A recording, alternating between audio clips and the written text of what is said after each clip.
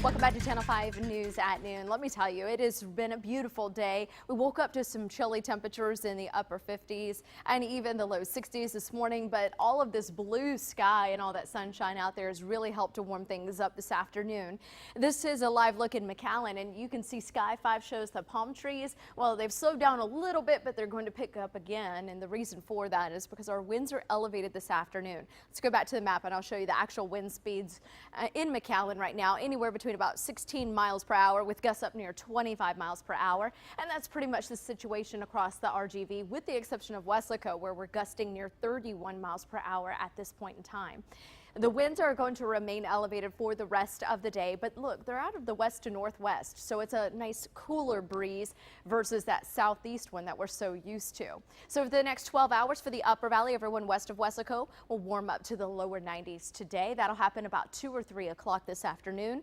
Again, plenty of sunshine and clear sky as we head into the evening. 84 degrees at 6, goes down to 74 by 8, and we're in the mid 60s by midnight. The winds are going to relax a little bit more overnight, and they're actually going to become relatively calm, so we will get a break from that. But this afternoon in the lower valley, everyone east of Weslaco, you'll actually stay in the upper 80s, possibly even the lower 80s near the coastline. That's pretty much going to be the only area spent in the lower 80s this afternoon. But then by 6 o'clock, 79 degrees, and then by midnight, we're in the lower 60s along the coast. So it's one of those situations where we're going to continue to see warm days and relatively cool nights. Here is the system that moved out of Texas, taking a lot of that moisture with it, and all this dry air you see here on the water vapor imagery, all this brown is dry air, and it's filtering into deep South Texas, giving us those clear skies and also that really low humidity.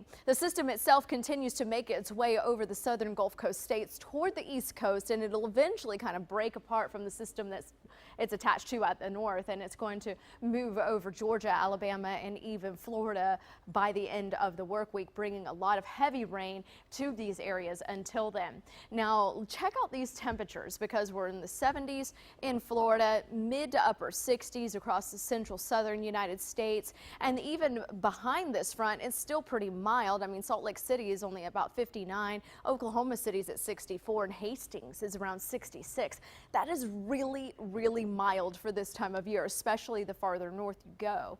And so what we're going to see back here at home is pretty much the same. We're going to be breezy and hot by Thursday, and while the central portion of the United States could even be 20 to 40 degrees above average, it looks like we'll remain above average and possibly flirt with our record high temperatures here in the valley by Thursday.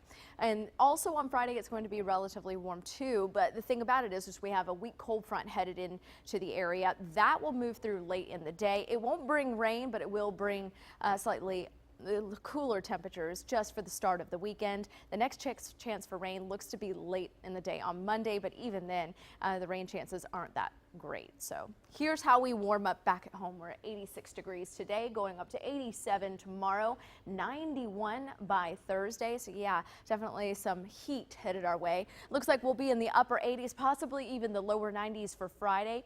But as we head into the weekend, that's where that cold front brings us the changes. And I think it'll be appreciated after we spend a couple days in the 90s with breezy weather. And we'll have a nice day in the upper 70s with low humidity. So this weekend looks absolutely fabulous, even on Sunday. To do anything outdoors, temperatures will be in the mid to lower 80s for Sunday. But as we head into next week, the humidity returns and we're back to the mid 80s, only with a very small chance for rain, right around 10%. Overnight lows stay in the mid to upper 50s and low 60s for the next 7 nights. And that's your updated First Warn 5 forecast. Channel 5 News at noon. We'll be right back.